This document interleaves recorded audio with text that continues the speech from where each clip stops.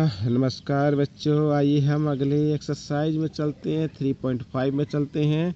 ठीक है बच्चों, और ये इसमें हम क्रॉस मल्टीप्लिकेशन की करना होगा इसमें। और इसमें देखो क्या लिखा हुआ वो मैं आपको बताता हूँ।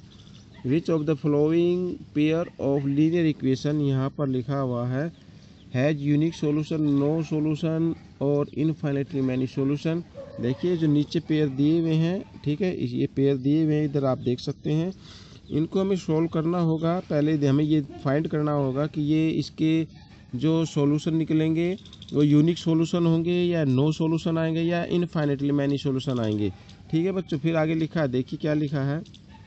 इन case there is a unique solution, अगर इस केस में अगर यूनिक सॉल्यूशन निकलते हैं तो फाइंड आउट, तो हमें सॉल्यूशन फाइंड करने होंगे यूजिंग क्रॉस मल्टीप्लिकेशन मेथड।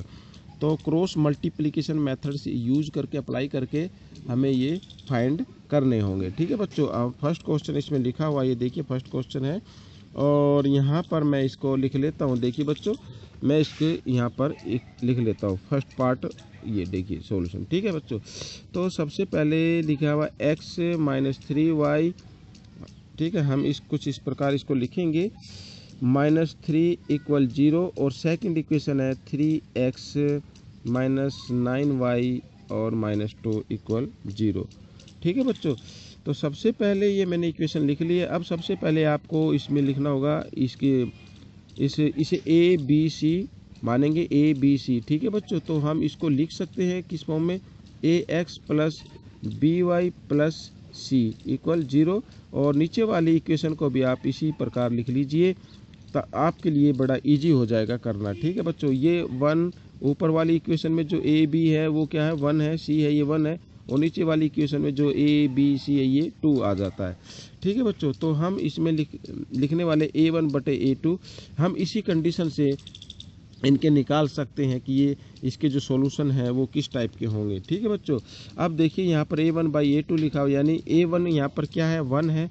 ठीक है, x के सामने कुछ नहीं लिखा तो 1 लिखा होता, तो इसका मतलब 1/3।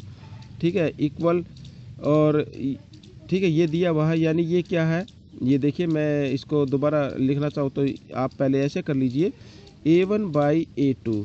ठीक है बच्चों, a1 क्या है, 1/3 है, और यहाँ पर मैं लिखना चाहूँ तो लिख सकता हूँ b1/b2। तो b1/b2 क्या, -3/-9 है। ठीक है बच्चों, आप ऐसे लिख सकते हैं, और c1/c2 क्या है, इसमें -3/-2 है।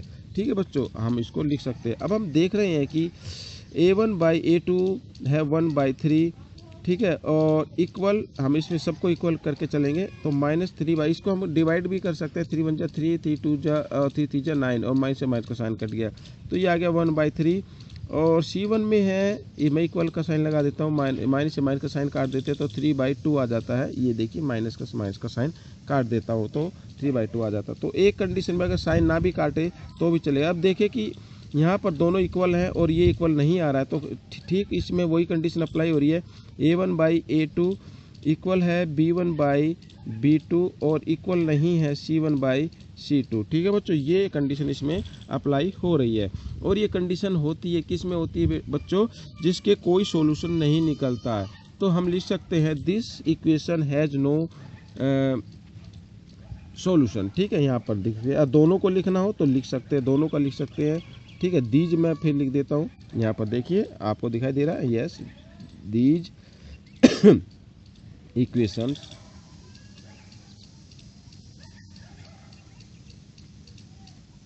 Have no solution. ठीक है बच्चों, इस ऐसी इक्वेशन के कोई सॉल्यूशन नहीं है, और हम लिख सकते हैं इट इज, यहाँ पर मैं लिख देता हूँ इससे आगे, यहाँ पर इन, ठीक है, इनकंसिस्टेंटली आपको लिखना होगा। इनकंसिस्टेंट का मतलब होता है कि उसका कोई भी सॉल्यूशन नहीं है। ठीक है बच्चों, तो ये क्वेश्चन सॉल्व हो चुका है, और आपको कैसा लगा मुझे ज़रूर लिखिए। ठीक है, कमेंट्स में लिखिए, और इसमें से सीखकर दूसरे बच्चों को सिखाएं।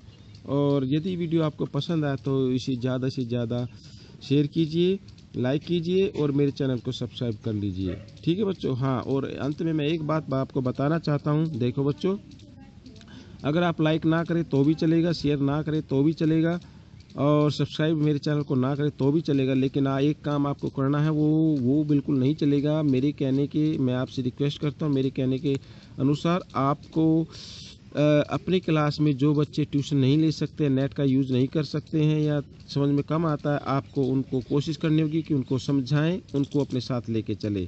ठीक है बच्चों, इसलिए मैंने अपने चैनल का नाम रखा चलो कदम बढ़ाए। आपको भी कदम बढ़ाना है, ठीक है, उनको साथ लेके चलना है और देश को उन्नत बनाना है। ठीक है बच्चों, मिलते हैं अगले भाग में, तब तक के लिए धन्यवाद।